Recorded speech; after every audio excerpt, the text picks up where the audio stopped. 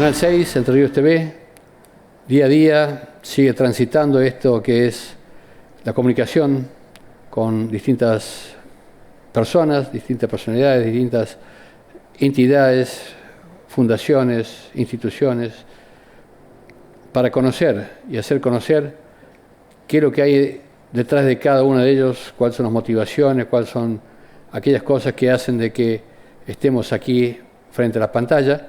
Y en este sentido, hoy tenemos a alguien que vamos a hablar sobre esto que nos comunica, esto que se genera una emoción de buscar entender algo, de sentirnos mejor, ser más felices, etcétera, etcétera. Todo esto tiene que ver con las emociones.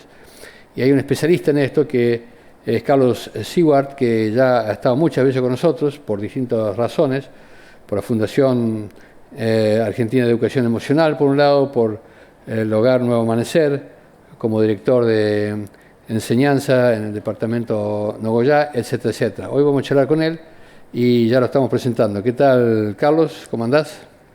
Bueno, muy buenas tardes. Mucho gusto de poder estar compartiendo con ustedes estos momentos. Ajá. Agradecido desde siempre. Cuando hablamos de emociones, a ver, enumerame algunas emociones. Y la emoción primordial es el miedo. El miedo. El miedo nos ha traído hasta acá. Bueno, después la tristeza, la ira, la alegría, ¿no? Son emociones. A ver, despacito, ¿cuánto? Podríamos enumerar, hay distintos autores. Primero, el miedo. El miedo. La tristeza. La tristeza. La ira. La ira. El desagrado. El desagrado. Y la alegría, podríamos alegría. sintetizarlas en esas 5. Ajá. La maldad. Sí, bueno, eso después hay agregados. Se desprenden muchísimas de esas. Pero la más interesante es el miedo. ¿El miedo? ¿Miedo a qué? El miedo es algo instintivo que proviene desde la evolución. Lo que el ser humano ha sobrevivido, ¿por qué? Porque ha tenido miedo. Ajá. El que ha sido desconfiado y ha tenido miedo llegó hasta acá.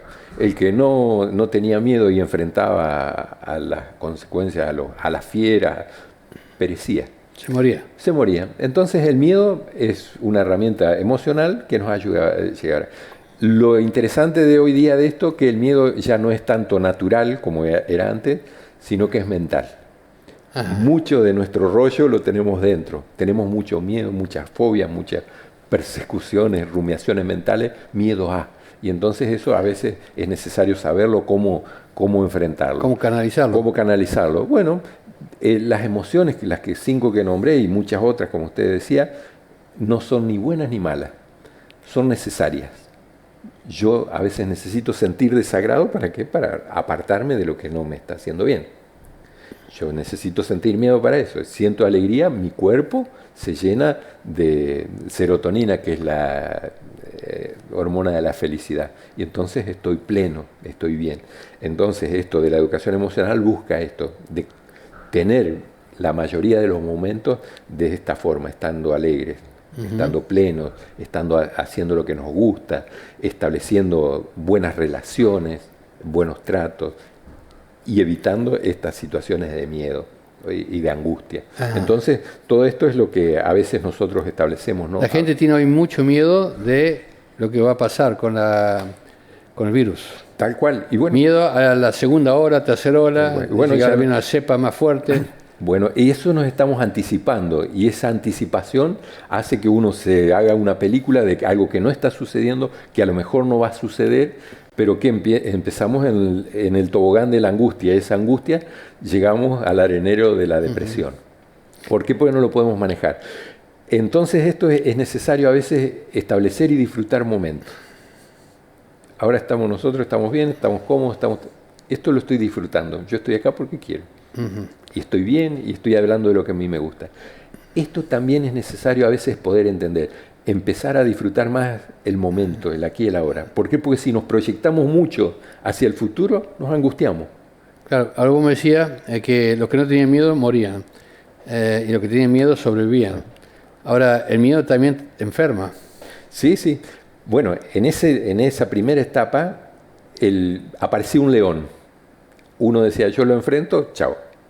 El león En cambio, el otro que tenía miedo disparaba porque sabía que el león lo iba a comer, se subía al árbol, esa etapa de correr era una etapa de estrés y desaparecía el peligro.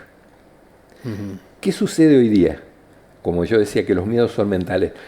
Entonces el miedo lo fabricamos nosotros ante esto de incierto. Y lo peor que hay para el cerebro es tener incertidumbre, no tener el control. Yo necesito tener el control de todo lo que está a mi alrededor. Y si el cerebro no lo tiene, entra en esa angustia de tener que controlar. Y eso produce angustia. Entonces, un poco esto, cómo nosotros pensamos.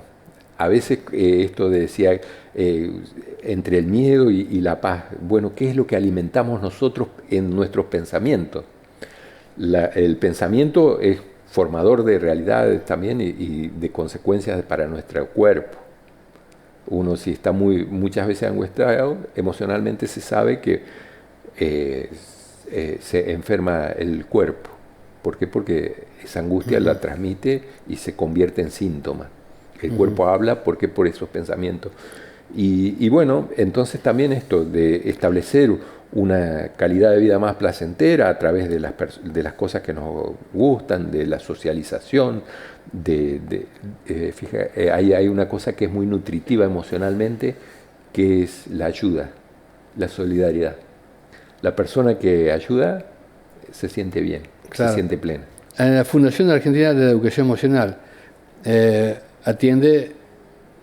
busca que la gente sepa canalizar las emociones, sí, para bien, para mejorar, para no sentir. En el caso del miedo que vos decís, miedo a perder trabajo, miedo a los aumentos de precio, que no alcance la comida, miedo a que algún miembro de la familia se enferme y se muera, miedo al más allá de lo que pasa en el mundo, ¿no es cierto?, con respecto al tema financiero, al tema económico, al tema importación, exportación, cada uno en sus distintas áreas tiene temores, ¿no es cierto? Todos los días se levanta con temores. Tal cual. ¿Cómo que tampoco se puede decir, bueno, yo tengo miedo, pero no le doy bolilla? Sí. Es como uno lo canaliza, claro, porque la realidad es la que uno quiere ver. ¿Cómo se enseña a la gente a no tener miedo o canalizar ese miedo? Claro, entonces la realidad es lo que uno quiere ver. No, ninguno de nosotros dos vemos lo mismo. Vemos a través de nuestros pensamientos lo que queremos, a dónde focalizamos. Si yo focalizo mucho en la enfermedad, y bueno, voy a ver muchos casos de personas que han fallecido, entonces también el consumo, por ejemplo, de noticias trágicas, tiene que ser racional.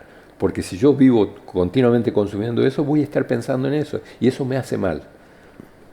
Esta realidad existe, tomo mis precauciones, me siento seguro.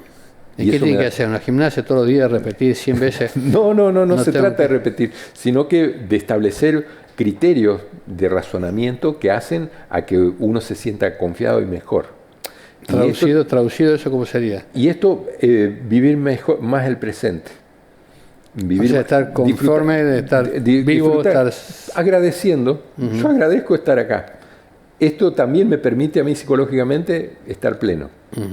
Si yo estoy rezongando, tengo que ir a tal cuadro, tengo rezongo de mi trabajo, rezongo de esto. Y no, tenés trabajo, agradecelo. Y no, fíjate, en la misma realidad se puede ver esta desde distinto punto de vista. Entonces eso a veces nos fortalece. El agradecimiento también tiene un valor fundamental. Un valor fundamental. Estoy sano, soy rico. Bueno, lo otro vendrá. ¿Por qué? Porque se van a abrir las posibilidades. Pero si yo pienso que todo es un caos, que nada va a cambiar, y estoy complicado. Fíjense, hay un ejemplo de que a los astronautas los eligen por su optimismo. Imagínense un astronauta diciendo, che, iremos a llegar, y el compañero lo baja. ¿Por qué? Pues no. Entonces, a veces ese optimismo lógico, no un optimismo mágico. Hay que ser optimista. Optimista. Dentro de la desgracia hay que ser optimista. En su justa medida. No el optimismo mágico ese que del libro de autoayuda que me va a ir bien. Hace algo para que te vaya bien, pues si no, no te va a ir bien. El optimismo tiene que estar acompañado de la acción. Sí, claro. Sí, sin acción no hay resultado. Entonces, bueno, las personas optimistas las que más triunfan. Y los chicos hoy, usted trabaja mucho con chicos, ¿son más optimistas o son más pesimistas? Depende, pero ¿O son asintomáticos? El adolescente, bueno, el optimismo y uno de los replanteos de la vida y todo esto, por supuesto nosotros se los enseñamos a los chicos, pero lo empieza a ver más en la edad adulta, ¿no? Pero el chico, como él tiene la perspectiva de la muerte lejos, a veces piensa que nada le va a pasar, y eso lo hace hasta si se quiere prepotente. Y entonces, de por sí solo, hace que él desarrolle sus actividades con ese optimismo de que todo va a estar bien. Si ve a los padres o los hermanos o los tíos o los vecinos que están todo el día rezongando y todos los días pesimismo. Y bueno, sí, bueno, yo siempre a ¿eso veces... contagia a los chicos? Contagia, sí. Yo siempre digo que un niño no puede tener un maestro pesimista. ¿Por qué? Porque lo convierte en pesimista al niño. Y los chicos también. Los padres, yo siempre le digo a los papás, papá, no prediques, tu hijo te está mirando. Si vos te veis rezongar todo el día, y bueno, él va a rezongar todo el día. ¿Por qué? Porque es lo que está mamando, viendo.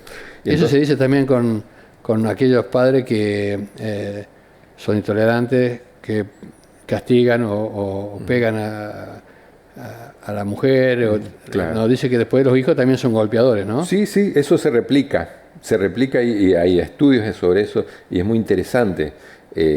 A veces hay personas que crecen con caricias negativas. ¿Qué quiere decir eso? Con golpes. El reconocimiento. Yo me comporto mal, me golpean, me están reconociendo. Y entonces el chico lo toma como caricia. Llega a la adolescencia y conforma una pareja. Esa pareja se une y tienen que elegir entre el dolor que producen esas caricias y la nada, la afectividad plena, eligen el dolor, porque es lo que conocen, y lo replican en sus hijos. A veces nosotros decimos que culpamos a los padres de cómo que se comportan los niños, pero ya decía Napoleón, si vos querés enseñar a un niño, empezá 30 años antes, enseñando a sus padres. Esto también nos sucede muy a menudo. Los chicos ven, yo a veces en las charlas para padres, medio que como un golpe de impacto, yo les digo a los padres, yo sin entrar a su casa, sé cómo son ustedes, viendo el comportamiento de su hijo. ¿Por qué? Porque el chico, la corporeidad, la actitud, la demanda, todo eso habla de cómo la está pasando. Y por eso tan importante de que el chico asista a la escuela, porque ahí él también desarrolla lo que a veces se le está oprimiendo en la casa. Esto hay estudios, no de esta pandemia, hay estudios cuando hubo otras crisis. Sí. Ahora, ¿cómo se explica que dentro de una misma familia, 3 hermanos, 2 salgan buenos y uno malo?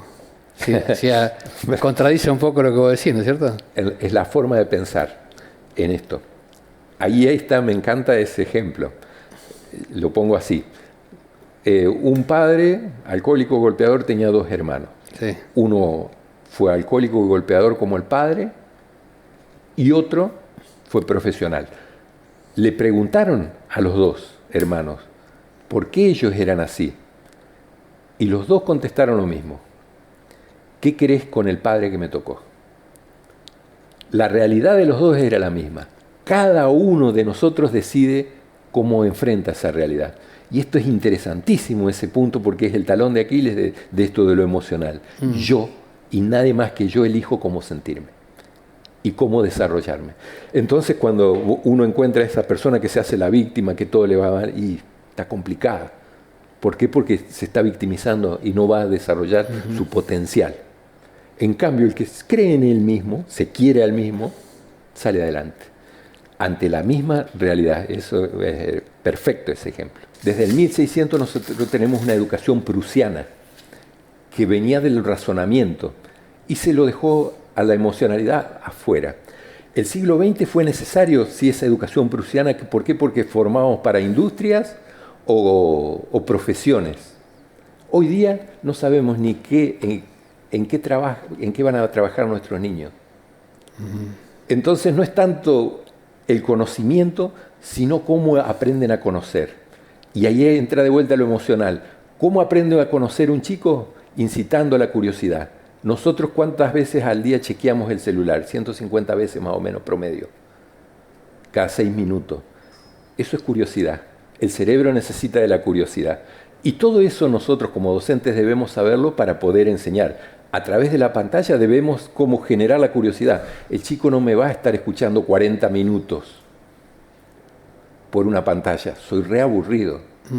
Tengo que desafiarlo, tengo que incitarlo a autosuperarse, a curiosear, a investigar, hurgar. La educación debe cambiar. Cuando se vuelva a la escuela hay que volver distinto, hay que replanteárselo. ¿Vos crees que ha sido un perjuicio para los chicos todo ese tiempo que se dio clases por internet? Los docentes han hecho lo mejor que han podido, porque nadie sabía cómo se debía hacer. A mí me llamaban para que diera capacitaciones de cómo dar clases en pandemia. Y yo les decía, sería un caradura si yo diera capacitaciones de eso, porque nunca me ha sucedido. Esto lo estamos aprendiendo juntos. Y los docentes salieron a la palestra, hicieron todo el esfuerzo posible. Pero ahora también tendríamos que haber sentado a ver cómo funciona el cerebro. Al chico, para llamar la atención a una persona, nosotros esta entrevista la va a estar escuchando al que le interesa la temática, porque estamos hablando de ello. Esto comunicacionalmente, a lo mejor usted lo sabe mejor, si yo hablo mucho de mí, aburro. Si yo hablo mucho de los demás, soy chusma. Si yo hablo mucho de lo cultural, también, sí, es un hombre preparado, pero no. Pero si yo hablo a las personas de ellos, los estoy haciendo parte. Y esto es necesario que el chico se sienta parte, que se sienta contenido. El 10% de los chicos no han tenido conectividad el año pasado. Y más también, ¿no? Y más también, van para hacer precio. A esos chicos hay que buscarlo. Y esos chicos necesitan de la presencialidad. Claro. Los demás, hay algunos estudios que hay chicos que no rendían presencialmente, no rendían mucho. Virtualmente, un rendimiento exponencial. Hay chicos que rendían presencialmente y virtualmente no aparecieron. Bueno, claro. Entonces también hay que balancear todo eso. Y esto de la virtualidad, sí, algo debe quedar, algo también hay que establecer. Por eso cuando se habla mucho de volver a la escuela, también no hay que volver como estábamos antes, sino con distintos horarios, distintas formas de estar dentro del aula, buscar más por los intereses, no por contenidos que yo necesito enseñar. Y por eso es más necesario saber cómo funciona el cerebro. La neurociencia está incursionando esto muy fuertemente y me parece que es para tenerlo en cuenta. Y sí, bien dijo y tiene razón. Bueno, esto también tienen que ser políticas nacionales, de cómo capacitamos a los docentes para que ellos entiendan esta realidad, puedan bajar a los chicos y por supuesto. Entonces el trabajo es arduo, claro, y estamos medio que todavía en pañales. Hablando bien así, total, estamos solos, nadie nos escucha. Bueno. Una cosa es lo que uno predica y en la charla uno siempre propone las cosas que uno sabe, supone de que van a ser buenos para ellos, que van a ser positivos, vos lo haces pensar y bueno, en base a eso suponés que vas a llegar emocionalmente a conmoverlo de tal manera que ellos van a hacer las cosas que uno les propone como mayor. En la realidad, viendo cómo van las cosas, con toda esta pandemia y con testimonios como este que te estábamos hablando recién, ¿cómo ves el futuro de acá a 3, 4, 5 años? Sincero, total. Sí, a ver, es complicado, pero no me parece que también esos 4, así como esos 4 chicos que usted entrevistó, que tienen esas aristas, pero ellos están centrados en la realidad. Sí, fue muy interesante. Muy interesante porque, y lo felicito. Porque inclusive ya he dicho que acá en el canal que quiero entrevistar más jóvenes, más chicos que tengan, porque todos tienen algo para contar, ¿no es cierto? Y es interesante saber qué maduros que son a esa edad, ¿no? Bueno. Uno piensa que, bueno, no, muchos son tarambanas, hay chicos que realmente saben expresar, tienen opiniones propias, tienen conceptos propios y bueno, uno ve que dentro de la diversidad, de dónde vienen cada uno, que firmes tiene alguna... Sí. Bueno, la responsabilidad nuestra es enseñarlos a pensar. Están estas opciones. Bueno, ¿cuál es la mejor para nosotros como comunidad? ¿Cuál es la mejor para vos? Enseñar a pensar, no imponer. Esto también, porque cuando uno impone, al contrario, se vuelve en contra de la persona. Entonces, Sí. el diálogo abierto, también ahí en esa charla apareció esto del debate del aborto, unos a favor, otros en contra.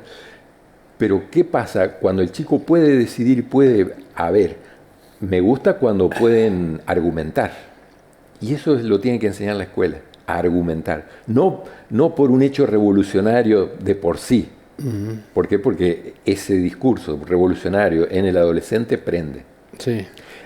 Pero sí, cuando uno me argumenta, bueno, ahí empiezo a respetar. Y me parece esto de lo que usted menciona, un poco, se habla mucho de los derechos en todos los aspectos. Y me parece que nosotros tenemos que hacer mucho hincapié en las obligaciones. Cuando yo cumplo con mi obligación de enseñar, aparece el derecho del niño de aprender. Si yo no cumplo con mi obligación, y esto también es enseñable a los niños, a los adolescentes, si vos cumplís con tus obligaciones, las cosas son más fáciles, son mejores. Como sociedad, el chico, el adolescente sobre todo, tiene una conciencia mucho más ecológica que nosotros. Sí, sí. Ahora te voy a comentar algo que fue impactante para mí estos días pasados, tratando de informarme sobre distintos aspectos. Salió esto de cómo Netflix, que es una aparición prácticamente reciente, ¿no es cierto?, en el mundo, tiene millones y millones y millones y millones de gente que lo está viendo, ¿no? Cómo ha cambiado o cómo está educando a la gente. Y desde el punto de vista sexual, desde el punto de vista emocional, ¿no? se ven cosas que antes en las películas no se veían, mucha tecnología, Sí, sí. mucha... Pero bueno, pero como que prácticamente en cada una de las películas que muestran, tienen secciones sobre actos sexuales, ¿no es cierto?, muy intensos, que ya muchos psicólogos piensan, muchos profesionales y gente como vos así, entiende que desde el punto de vista emocional se le está enseñando a través de Netflix muchas cosas que hasta ahora no eran de esta forma, ¿no es cierto? Sí. Bueno, y eso sí, y la docencia tiene que enseñar el espíritu crítico, el pensamiento crítico hacia eso. Porque no puedo prohibir a que lo miren, ¿por qué? Porque está el acceso de todos los chicos. Pero, a ver. Ahora, más que nunca en la pandemia, Netflix, yo lo vi, lo charlamos acá, chicos, ustedes vieron, vimos toda la serie. Sí, sí. Y en eso de toda la serie, un padre no puede decir, a ver, no mires esto, porque está todo fabuloso, todo extraordinario, y ¡pum! Tiene sus 5 minutos de esto, 5 minutos de lo otro. Hay mucha ira por un lado, mucha maldad por otro, hay mucha envidia por otro, hay mucho sexo por otro, hay muchas cosas que prenden fuerte, ¿no? Prenden fuerte, pero bueno, eso también, si el chico está contenido emocionalmente, también lo aprende a criticar o a dejar de lado. Es interesante lo que dice, la competencia de Netflix, ¿cuál es? Que la gente agarra sueño. ¿Por qué? Porque está aprendiendo mucho tiempo, y eso ellos lo ven. Que dice, la única competencia es que la gente le agarra sueño. ¿Por qué? Porque ha generado también como una adicción. Adicción, sí. Una adicción. Y entonces esto, sí, los chicos ven series, pero también son temas de debate que hay que crear los espacios para hablarlo. Usted sabe que... Culturalmente está cambiando el mundo. Está cambiando. Antes los revolucionarios salían a la calle, hoy los revolucionarios están viendo Netflix, ¿viste? Sí. Es otra de las observaciones mundiales, ¿no? Ya no hay tanto fervor callejero, si bien se ven en el mundo distintos lugares, pero ya no es lo que era. Hay un autor italiano que ahora no me voy a acordar, que él hace una enumeración de 20 aplicaciones en estos últimos años, desde Hotmail, WhatsApp, Telegram, Netflix, aplicaciones virtuales, que la gente se ha volcado a eso. El mundo pasa a través de eso. Emocionalmente también antes decía me gusta, ahora me encanta, me entristece, me apasiona. ¿Por qué? Porque habla también de la emocionalidad. Busca la emocionalidad, ¿para qué? Para aprender a esto. Sí. Busca la curiosidad, busca la competencia. El chico, ¿por qué se adhiere a un videojuego? Porque compite. Y virtualmente también, a veces hace atrocidades, tiene que matar a otro y todas esas cosas. Entonces también esto es una escena de debate que nosotros como educadores tenemos que darla, como padres tenemos que darla como para pisar sobre la tierra, ¿no? ¿Por qué? Porque ante eso tampoco, ante la pantalla nosotros no podemos no ir. ¿Por qué? Porque en este caso, el año pasado, nos sacó del paso la pantalla. Algo que nosotros criticábamos, bueno, tuvimos que dar a través de la pantalla llegar a nuestros niños. Entonces, bueno, esas herramientas nosotros tenemos que, por supuesto, a veces racionalizarlas, crear hábitos de cómo mirarla, cuándo mirarla, de qué forma y todo esto, ¿no? Que todos sabemos que un chico a veces antes para calmarlo, bueno, se lo consolaba, se lo abrazaba, se lo besaba, ahora se le da el celular. Sí. Entonces, bueno, algo también como adultos nosotros, esta inmediatez nos ha llevado a dejar de lado algunas cosas. Muchos padres ya le dan celular a los chicos de 4 o 5 años, ¿viste? O 6 años para que se entretengan o molesten, o se diviertan o hagan jueguitos y todo eso, ¿no es cierto? Y bueno. La otra vez, en 2019, había ido a Uruguay y en Colonia iba muy tranquilo todo, iba la mamá con la nena y la mamá para de golpe y empieza a revolver la cartera y la nena le dice, mamá, ¿qué busca? Me olvidé el celular, le dice la nena. Y entonces la nena le pregunta, mamá, ¿vos no podés vivir sin el celular? Y yo me quedé sorprendido y seguí caminando detrás de ellos, ¿no? Y cuando llega a la esquina, la nena le vuelve a preguntar, mamá, ¿a quién querés más? ¿Al celular o a mí? Entonces también, fíjense que los chicos también compiten contra la tecnología. Y por eso es tan necesario esto de contemplar la afectividad, contemplar esto. ¿Por qué? Porque, por ejemplo, con esto del 2020, ¿qué es lo que nosotros tomamos como primordial? Los afectos. ¿Qué es lo que nos molestaba cuando no podíamos salir? No poder ver a nuestros seres queridos. Pero eso cuando se nos pone de máxima, digamos, y esto debería ser algo natural que uno lo pueda disfrutar. Y el chico tiene que aprender a disfrutar esto, de la afectividad. Si no encuentra afectividad, busca otros recursos. ¿La pandemia qué va a dejar esto? Que la pandemia es una irrupción a un mundo que estaba funcionando de una manera y ahora, bueno, Occidente está acostado, Oriente está trabajando, ¿no? China, todo eso están trabajando normal y produciendo lo que no produce Occidente, que tiene mucha actividad cerrada. ¿Y cómo va a terminar Occidente? Y bueno, esto a mí me encantaría saber qué hay detrás de todo esto, cómo se originó, quién lo originó, por qué se originó. Y a través de eso uno podría replantear. Yo confío que, bueno, nosotros, ya decía Darwin, que no sobrevive ni el más fuerte ni el más inteligente, sino el que se adapta. Y esto es lo que nosotros estamos haciendo en este momento, adaptándonos. Y el que se adapte va a sobrevivir.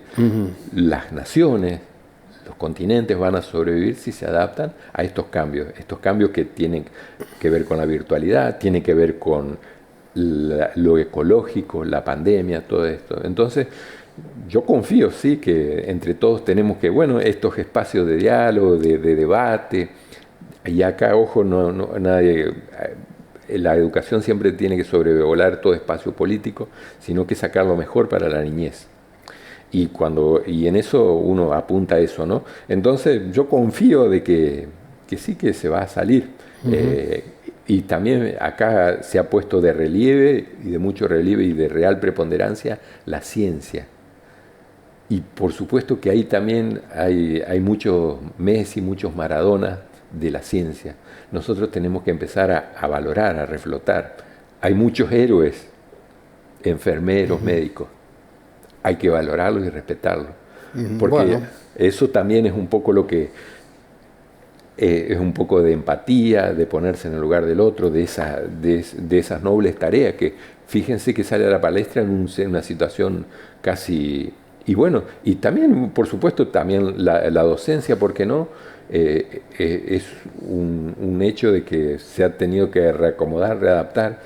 Y lo que nosotros siempre, tristemente en nuestro país, es sin recursos.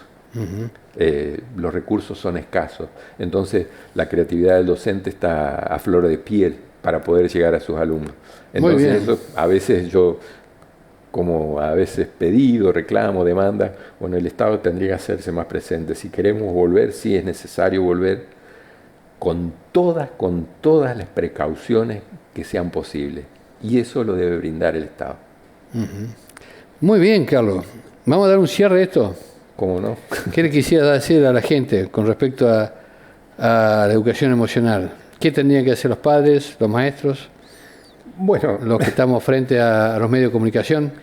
Bueno, primeramente nosotros de la Fundación, estamos estableciendo esto de que estos métodos emocionales existen, que me parece que la educación y el mundo va por esta corriente, que hay una real necesidad de conocer más emocionalmente a las personas, conocer más emocionalmente a nosotros mismos, y esto, ¿no?, es una tarea preventiva que, fíjese que esto nace de la psicología positiva. La psicología positiva es Martin Seligman, el padre de la psicología positiva, y él que advirtió en su facultad de psicología que en ningún momento se habló de la palabra felicidad. Se hablaba de síntomas, fobia, locura, estrés, angustia. Y entonces él, con muy buen tino, dijo, ¿cómo no preparar a las personas para que no lleguen a los síntomas? Y eso es educar emocionalmente. Entonces, cuando nosotros aprovechamos los medios para poder compartir estas ideas, para poder, nosotros también, los docentes han adherido muy fuertemente a esta propuesta, así que estamos conformes. Y por supuesto, llegamos a las escuelas, a los padres, para también hablar de este tema, ¿no? Porque a mí me apasiona y bueno, uno ya cuando está en tiempo de descuento lo que quiere es dejar algo nuevo para la educación. No haber pasado todo el tiempo quejándome de que había que mejorar, sino que, bueno, presentar algo de mejora en esto, ¿no? Bueno, muy bien, Carlos. Veremos qué nos dice el tiempo, qué nos dice este 2021. Después lo charlamos. ¿Ah? Después lo charlamos. Después lo charlamos, a ver qué... Quedó grabado esto, así que... Vamos a ver qué podemos ofrecerle a través de todo lo que nosotros podemos comunicarnos con la gente, que la escuela son las cosas fundamentales que tenemos que transmitir para que emocionalmente la gente se sienta bien, positiva, energética y con todas las pilas puestas a pesar de todos los problemas que pueda estar lloviendo sobre nosotros, ¿no es cierto? Sí. Así que gracias por la charla. No, el agradecido soy yo porque así como este medio siempre me dan la oportunidad para poder difundir estas ideas y bueno, y que llegamos a tanta gente y bueno, y siempre comparten y bueno, y me hacen saber que bueno, esto también adhieren a este sentido, ¿no? Así tanto en la radio como en la televisión y en los medios gráficos, así que muy agradecido porque de eso se trata también, de difundir. Muy bien. Gracias y hasta pronto. Hasta pronto. Suerte.